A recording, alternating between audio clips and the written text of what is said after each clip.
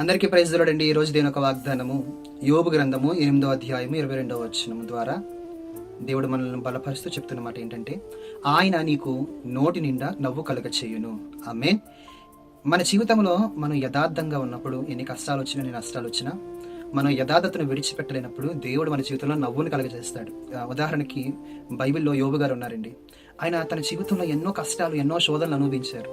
ఎన్నో శోధనలు గుండా ఆయన వెళ్ళారు. కానీ తన జీవితంలో ఆ పరిస్థితులు గుండా వెళ్తున్నప్పుడు ఏ ఒక దుష్కార్యములు చేయలేదు, ఏ పాపములు చేయలేదు, కానీ తన యొక్క యథార్థతను కూడా విడిచిపెట్టలేదు.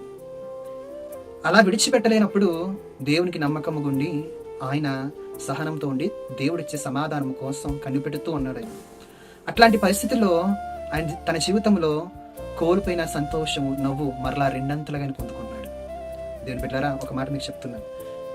ఈ రోజు మన జీవితంలో కూడా మేలు అనుభవించాలంటే దేవుడు ఇచ్చే ఆ నవ్వును మన జీవితంలో, ఆ దేవుడు ఇచ్చే సంతోషాన్ని మన జీవితంలో కూడా మనం పొందుకోవాలంటే ఒక మాట జ్ఞాపకం చేసుకోవాలి. ఏంటంటే తెలుసా, ఒక మాట మనం జ్ఞాపకం ఉంచుకోవాలి: యథార్థంగా జీవించాలి. పరిస్థితులు ఎంత విపరీతమైనప్పటికీ కూడా, పరిస్థితులు ఎంత అటు ఇటు అయినప్పటికీ కూడా మనం యథార్థంగా జీవించడం నేర్చుకోవాలి. దేవుని యందు మనం యథార్థంగా ఉన్నప్పుడండి దేవుడు మన యొక్క నోటి నిండా నవ్వును ఉంచుతాడు.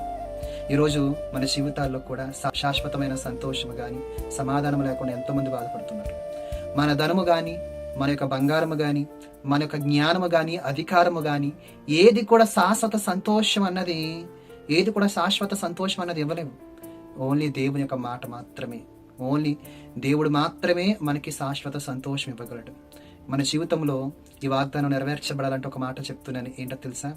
దేవునికి లోబడండి. ఎన్ని పరిస్థితులు అటు ఇటు అయినప్పటికీ కూడా యథార్థతను విడిచిపెట్టకుండా దేవుని యందు నమ్మకం ఉంచి, విశ్వాసం ఉంచి ముందుకు కొనసాగండి. యోబు గారి వలె ఖచ్చితంగా మీ జీవితంలో మీరు కోల్పోయిన సంతోషం కంటే దేవుడు రెండంతల సంతోషాన్ని దేవుడు మీకు దయచేస్తాడు. ఖచ్చితంగా మీ జీవితంలో ఆయన మీ నోటి నిండా నవ్వు కలగజేస్తాడు.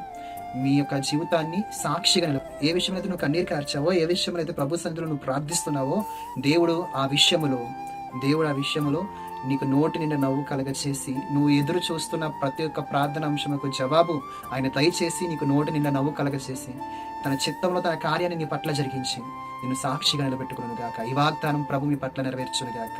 ఆమేన్. ధైర్యంగా ఉండండి. ప్రభు తన వాగ్దానం ఖచ్చితంగా మీ పట్ల నెరవేర్చుతాడు. తన కృప చేత నింపుతాడు.